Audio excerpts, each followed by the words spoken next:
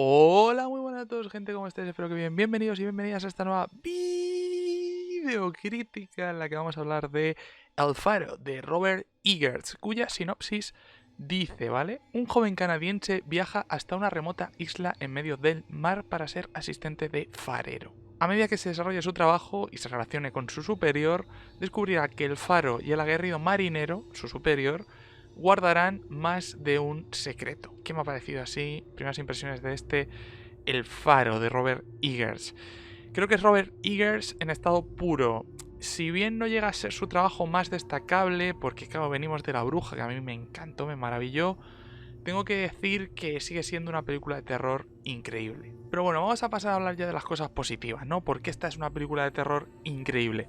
Vamos con ello. Lo primero, Robert Eggers, ¿vale? Su dirección en esta ocasión, que la realiza en 3/4 y en blanco y negro, ¿vale? Su primera película en este formato, es excelente por momentos. O sea, tiene unas composiciones que son una locura. Su director de foto también tiene bastante culpa en esto, que es Jarin Blanche, ¿vale? Que es el mismo que el de La Bruja, ¿vale? O Blanche, que no sé, es un nombre bastante extraño, pero me entendéis. En cualquier caso, lo que quiero decir es que la dirección, que es de lo que venía a hablar yo aquí, luce especialmente bien cuando tiene que hacer montajes en paralelo de secuencias que están ahí rozando un poco entre lo que se podría denominar la realidad diegética y la irrealidad o las ensoñaciones cuando el personaje protagonista de Robert Pattinson está realizando otras acciones, ¿vale? ¿Y por qué me refiero en concreto a estos montajes en paralelo? Pues porque creo que consigue extraer bastante bien la esencia de lo que es una película antigua en blanco y negro y en especial de el género de terror, ¿no? O del suspense en general, y me ha recordado mucho a películas como por ejemplo El perro andaluz, ¿vale? De Buñuel, por precisamente esa sensación que consigue generar a través de estos montajes, con estas composiciones o planos que a veces son demasiado cortos, otras veces son muy movidos, ¿no? Y cómo consigue balancear muy bien pues lo que viene a ser todo esto de cámara fija con cámara en movimiento y la escalaridad del plano. O sea, está bastante bien trabajado, o sea, hay mucha genialidad tras estos montajes. Y hablando precisamente de esta genialidad, es que esta película está llena de simbología, o sea, no sé ni por dónde empezar, os voy a hacer aquí una lista de algunas de las cosas que hay, pero esto yo lo he visto con el primer visionado, si después a verla una segunda vez, pues a ver lo que hallo, a saber, a saber. Pero principalmente toda esta simbología está muy bien relacionada con el espacio, ¿vale? Con cómo trabaja los espacios. ¿Dónde vemos esto? Pues por ejemplo, ya pasaba en La Bruja que el espacio dedicado a generar tensión, a generar el horror hasta que se produce la llamada, está muy presente en toda la película hasta que esta llamada se produce. Y obviamente cuando me refiero a la llamada me refiero a la llamada de lo ajeno, lo paranormal, el elemento que da realmente miedo y genera tensión en la película. Y estos espacios pues son en La Bruja el bosque y en El Faro el faro. Cuando la veáis o si la habéis visto ya, los primeros 20 minutos de la película podréis ver que son el faro o en La Bruja el bosque detrás siempre de todas las acciones que desarrollan los personajes protagonistas, ¿vale? De la película, está como constantemente presente, es como si se envueltas alrededor de él. Sin embargo, cuando esta llamada ya se realiza, es cuando el personaje protagonista no es que se introduzca dentro del elemento que genera tensión, ¿vale? Que en cierto modo sí, pero le mira directamente a este elemento que le genera intranquilidad, vamos a decirlo así, ¿vale? Entonces es bastante interesante cómo genera todo esto Robert Eggers y cómo, por ejemplo, a raíz de todo esto, da también muchísimo significado al tema de la luz, que lo relaciona con el faro.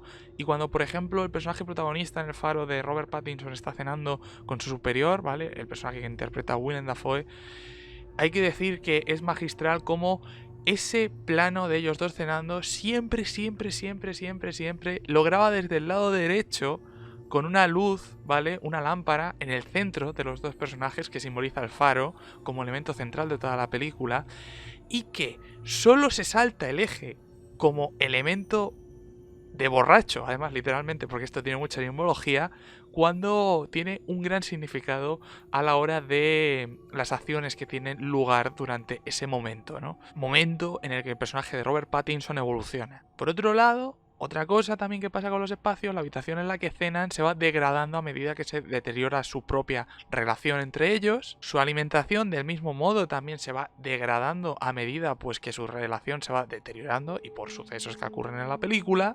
Por mencionar así últimas simbologías que os podría decir, hay más, ¿vale? Pero así a grandes rasgos, ¿vale? Hay un paralelismo claro entre Robert Pattinson, su personaje, los espíritus de los marineros, ¿vale? La vida del mar y las gaviotas. También a nivel de mitología, porque esto está relacionado también con la mitología, lo que acabamos de decir.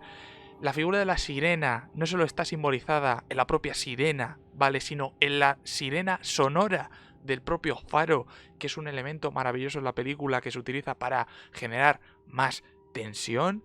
Y así, pues, una larga lista de etcéteras que podríamos mencionar a nivel de simbología, paralelismos, relaciones, metáforas que tienen El Faro. ¿Qué quiero decir con todo esto? Que es una película muy pensada. Esto es innegable, ¿vale? No es una de esas películas que tú la ves y dices, bueno, pues esto ha decidido tirar la cámara ahí como la podía haber tirado pues ahí o allí o más allá. Pero vamos a avanzar. Cosas positivas. Hemos hablado de ellos, pero Robert Pattinson y Willem Dafoe, o sea, están... ¿Cómo están? O sea, ¿qué interpretaciones? Me dicen a mí, cuando veo Crepúsculo por primera vez, que este es el Robert Pattinson que voy a ver en 2019-2020, y es que no te creo. Increíble, está increíble. Por último, la película flirtea bastante con la idea de si lo que estamos viendo es realmente real o realmente sucede o es una conjetura mental, ¿no? Es parte un poco de la ensoñación de la irrealidad. Y esto me gusta bastante que ocurra en cualquier película. Cuestionar que lo que se está pasando en la película es algo que realmente no está sucediendo es algo que me encanta. Eso sí, creo que en esta El Faro no está del todo bien explotado, aunque todo se ha dicho, la ambientación marinera así arraigada, ¿no? De marineros, fareros, duros ahí, el mar, la sal y todas esas movidas están sublimes, ¿vale? O sea, me lo creo totalmente. Ahora vamos a pasar a hablar de las cosas que no son tan positivas en El Faro. Quiero empezar hablando de que la historia genera tensión, sí, pero no ahoga. Y yo creo que esto se genera principalmente porque al moverse en el terreno de la irrealidad y la realidad, de no saber muy bien qué está pasando en la película en un determinado punto, sobre todo a partir de su segunda mitad, creo que de alguna manera no acaba apretando tanto o generando tanta tensión como podía llegar a generar la bruja. También creo que esto es consecuencia de que al personaje de Robert Pattinson se le ve como mucho más válido o capaz de enfrentarse a la adversidad, al peligro, a la tensión que propone la propia película, que de lo que era capaz de hacer el personaje de Anya Taylor-Joy, ¿vale? Que era la protagonista de La Bruja, ¿no? Que se sentía sensiblemente más indefensa ante ese panorama familiar que dibujaba Robert Eggers. De hecho, algo que ocurre también en las dos películas y que yo creo que está mejor llevado en La Bruja porque es a un nivel más simbólico, es que ambos personajes, de alguna manera protagonistas, son la fuente o los que generan de alguna forma su propia desgracia, ¿vale? Esto me mola bastante también. Luego, otra cosa que creo que no es mala, pero que es mejorable, es que la película hacia su primera mitad, bien, pero en su segunda mitad creo que se enfrenta a dos problemas.